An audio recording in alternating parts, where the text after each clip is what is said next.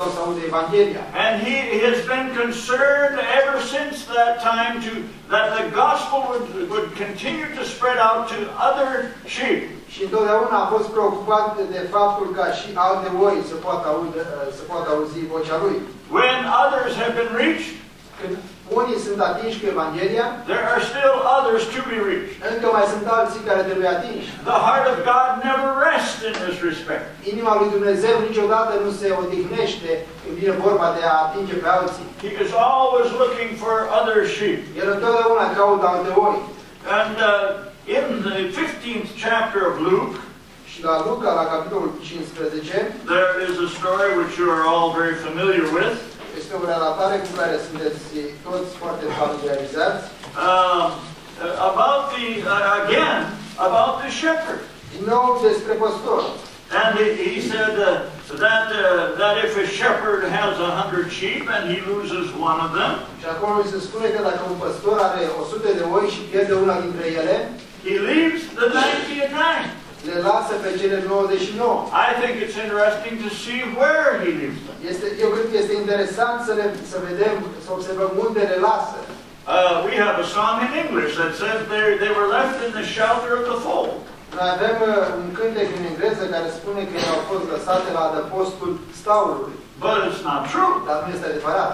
He left them in the desert. Spune că le-a lăsat acolo în deșert, în pustie. He left them in the open pasture. Le-a lăsat pe câmpurile deschise. He left them exposed to danger. Le-a lăsat acolo expuse pericolului. Because he had lost one. Pentru că el a pierdut una. And that became a priority. Și această oaie a devenit acum prioritatea numărul 1. He risked the 99. El pune acum viața celor 99 în pericol. In order to find the one who is lost. Pentru a o putea găsi pe cea care este pierdută.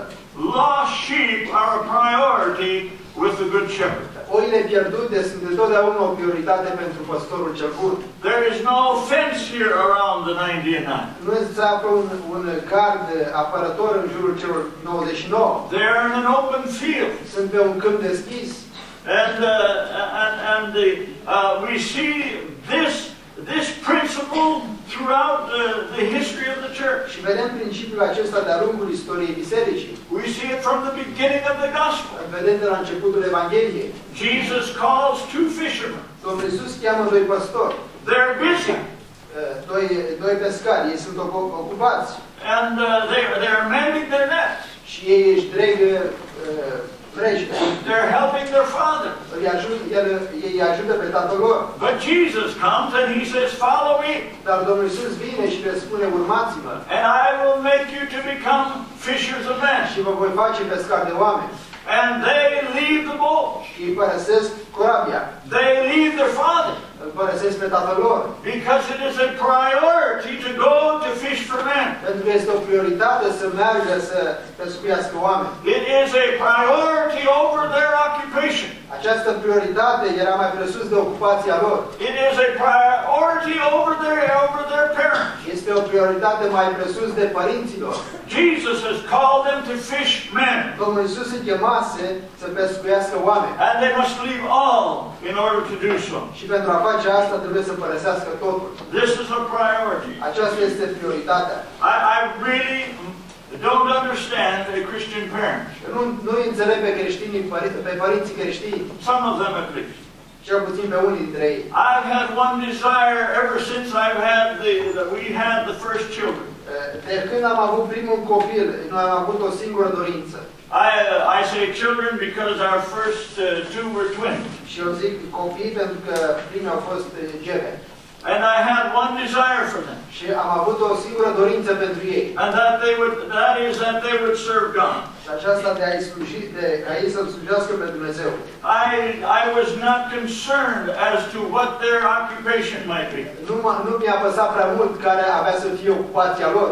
I was not concerned about how famous they would be. Nu eram preocupat de cât de faimoși aveau ei să devină. I didn't care how much money they would make. Nu mi-a păsat câți bani aveau ei să facă. I had one desire for my children. Am avut o singură dorință pentru copiii mei. And that is that they would serve God. Și aceasta de a sluji pe Dumnezeu. That they would go after the lost sheep. Ca ei să meargă după oile pierdute. And bring them into the fold. Și să le aducă în staul. God said the angel said to Zechariah, Îngerul care a venit la Zaharia i-a spus, you're going to have a son. Vei avea un fiu. And he is going to bring you joy and gladness. Și el îți va aduce bucurie și fericire. How is he going to bring them joy and gladness? Cum va aduce acest fiu bucurie și fericire? Is he going to find a place among the priests, the rulers of the people? Va găsi el un loc printre conducătorii din vremea aceea și printre preoții de vremea aceea? Is he perhaps going to become the high priest? Va deveni oare marele preot? Is he going to be one of the leaders of Israel? Va deveni el unul dintre liderii lui Israel? No. He's going to go out into the desert. Va merge în pustie. He's going to be dressed in camel skin. Se va îmbrăca într-o piele de cămilă. He's going to be eating locusts and wild honey. Va mânca lăcuste și miere sălbatică. People are going to say he's demon possessed. Și oamenii vor spune despre el că are un drac. But you're going to have joy and gladness. Dar tu vei avea bucurie și fericire. Because your son is going to be serving God. Pentru că fiul tău îl va sluji pe Dumnezeu. What else? What greater thing can we expect from God? Ce lucruri mai mărețe putem noi să așteptăm de la Dumnezeu? Than that our children should serve. Decât ca și copiii noștri să-l slujească pe el. Our 8 children are scattered over the world. Cei 8 copii ai noștri sunt împrăștiați prin toată lumea. But I'm happy. Dar sunt bucuros. I don't see them very often. Nu îi văd prea des. We have 25 grandchildren. Avem 25 de nepoți. We'd like to see them more. Ne-ar plăcea să-i vedem mai des. But it's all right. Dar este totul în regulă. Because our 8 children are walking with God. Pentru că cei 8 copii ai noștri umblă cu Dumnezeu. God is using them. Dumnezeu îi folosește. And I'm happy. Și eu sunt fericit. Nothing could make me happy. Și nimic nu mă poate bucura mai mult decât asta. Jesus said that his heart was always open for other sheep. Domnul Iisus spune că inima lui este întotdeauna deschisă și pentru alte oi. And in this parable we see he finds that lost sheep. Și în această pildă vedem că o găsește pe cea pierdută. And he calls all of his friends to rejoice. Și își cheamă toți prietenii ca să se bucură de evenimentul acesta. Because he has found the sheep that was lost. Pentru că el a găsit o oaie care se pierduse. And Jesus said that there is joy in heaven. Și Domnul Iisus spune că este bucurie în ceruri. Over one sinner that repents. Când un singur păcătos se pocăiește. Then over 99 who think they have no need for repentance. Mai mult decât pentru cei 99 care cred că nu au nevoie de pocăință. Paul wrote his son in the faith. Pavel a scris fiului său în credință. And he said this is a faithful saying. This is a true saying. Și spune lucrul acesta este adevărat.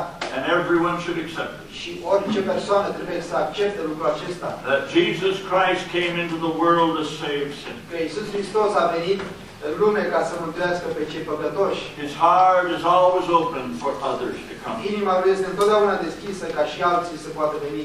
And there is great joy in heaven over sinners that repent. Și este întotdeauna mare bucurie în cerul când un păcătos se pocăiește. Returning to the book of John. Întorcându-ne la Evanghelia după Ioan.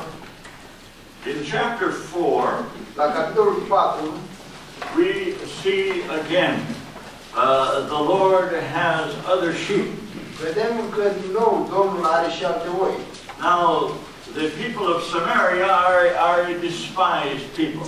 Oamenii Samariei erau niște oameni disprețuiți. The Judeans generally didn't waste time with them. Și evreii adevărați nu